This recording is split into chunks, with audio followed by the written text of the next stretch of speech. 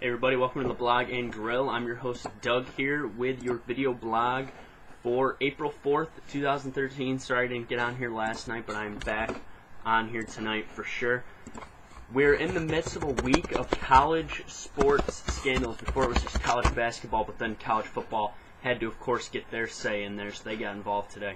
But let's start at the beginning of the week. The beginning of the week, of course, the scandal comes out of the Pac-12 tournament, where reportedly the head of officials there, Supervisor Ed Rush, says jokingly in a meeting, whoever will give Sean Miller a T, the Arizona head coach, will pick up $5,000 or a trip to Cancun, your choice. Said in joking, allegedly, but then a weird situation occurs and Sean Miller picks up a T for not doing anything against the rules. And now this has been a big controversy. Of course, it's been overshadowed by other ones, but I think this is big.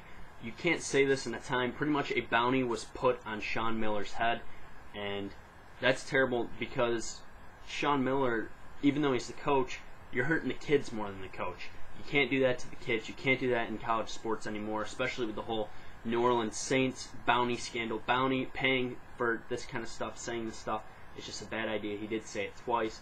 I think he's got to be fired, and I think the Pac-12 needs to make a move quickly. The next big scandal of the day, I think it was Tuesday afternoon, the Mike Rice video absolutely goes viral. Mike Rice, former coach of Rutgers, as he has been fired, is seen chucking balls at players, swearing at them, saying bad words, shoving them, just going absolute crazy. Of course, remember, Mike Rice was suspended 3 games earlier on in the year and fined a lump sum of, I believe, $25,000 after a big-time rant, rave, freak-out moment he had. But Mike Rice was fired, and I think this was a good move. The governor, of course, was calling for Mike Rice to be fired after this video surfaced, released by Eric Murdoch, a former assistant who didn't get re-signed to his contract. He basically told Rutgers, re-sign me, or I got a tape that I'm going to show everybody. And he released it to ESPN. He probably made some money on it, really, so good for Eric Murdoch.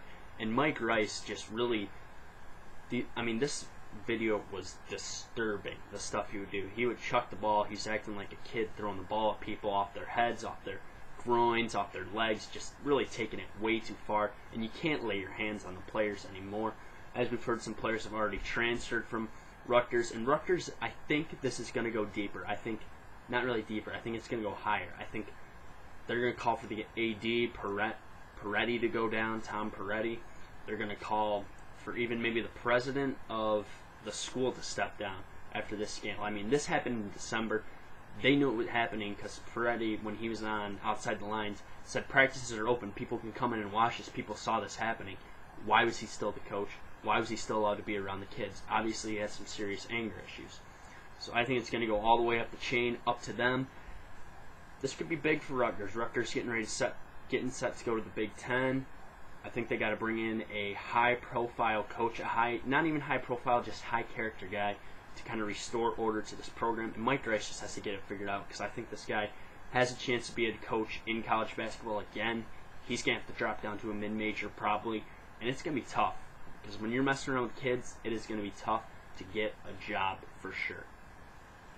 On to the final scandal released today by a kind of an odd website, I would say. A website released a story, a former New York Times reporter released a story about back in 2008 when Auburn won the national championship in college football. Gene Chizik and his staff were allegedly paying the players up to $400 at the time they would give them to go buy stuff or pay them, and they would even go to the lengths of changing people's grades, and even when a player was going to transfer or go to the NFL, they were offering them money to stay at the school.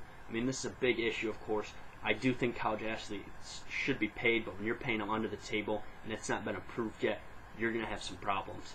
But what I hope the NCAA doesn't do is I hope the NCAA doesn't penalize the current Auburn football program. Gene Chizik's gone, Cam Newton's gone, many of those players are gone. That class is long gone. And I do not think, the NCAA, of course, has set a precedent. We've seen it with Penn State, we've seen it with USC, where they penalize the team itself, not the people involved. The people involved are long gone, and they'll still penalize them. But I think the NCAA needs to set a new precedent this time and kind of just Maybe you do something to Gene Chizik, because he's still a coach. Suspend him for half a season, or suspend him for a whole season. The other guys on the staff, you got to do something with those guys. But the Auburn football team, don't touch it, NCAA. Don't touch it. So let's look into the college scandals. Now on to the New York Yankees. The Yankees are struggling. They're 0-2, of course, missing a lot of their players with injuries, as we've heard about it. But really, it's been the pitching so far, with CC Sabathia not pitching well. Kuroda was a little bit shaky last night. He got hit by a ball late. But I like what I'm seeing, really. They're not hitting the ball bad. Cervelli had a big hit opening day. Vernon Wells had a 3-run jack last night. I think this team's going to be okay if they can get through these first couple months and just stay in contention to win Granderson and Teixeira, Jeter, who knows when he's coming back. I mean, just a big issue. And they got to find the lineup that clicks. They've been trying to figure out the lineup for sure that will click for them, and I think that they're going to be okay. Andy Pettit, of course, going to the mound tonight. That should be Andy Pettit. I mean, he wasn't bad last year. I mean, he wasn't great. He'll face off against Ryan Dempster. Red Sox looking to go to 3-0. No lineup has been posted yet for the Yankees. Hiroki Kuroda, though, has been announced as day-to-day with his hand injury.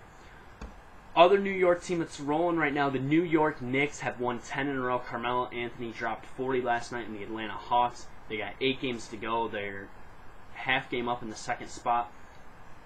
They're half game up for the second seed in the East, and that's the key. I think they got to get the second seed so they can be in contention right now. If they can get the second seed, I think that's better, because if you do have to match up with the Pacers in the second round, you don't want to have to play them with them having home field advantage. And then if you can get to the Eastern Conference Finals and have to play the Heat, you'll be rolling by then. I think they're going to be fine. They moved the ball well last night. Jason Kidd facilitating some offense. J.R. Smith still taking to the rim. Anthony scoring in a different variety than he did the night before against the Heat when he dropped 50. So I think this team is going to be fine. Knicks rolling right now. They got the Bucks Friday night and then the Oklahoma City Thunder on Sunday. Back to baseball. Some afternoon baseball scores, final scores thus far. Padres over the Mets 2-1. Cubs over the Pirates 3-2. Reds over Angels 5-4. Other notable games right now. American League East action. Baltimore over Tampa Bay 2-0, bottom of the 5th. Yankees Red Sox will play tonight, and Cleveland and Toronto go at it up north. So that has been your video blog for today. Alright, just a little preview for the rest of the week. Friday we're doing a Final Four preview, and I'll also preview NASCAR at Martinsville. Of course, Mark Martin will be in the 11 car for Denny Hamlin after he got injured 2 weeks ago. We'll see what happens with Logano, Stewart, what happens there. I don't know if much will really come of it. Follow me on Twitter at YankeeBaller415. Also, JBSmooth84.com. Check out that site. I just wrote a new article on the Mike Rice firing. Check it out. Let me know what you think. Leave me a comment, a question, subscribe to me. Thanks for tuning in to the Blog and Grill. I'll be back on Friday, which is tomorrow. Thanks for tuning in. See ya.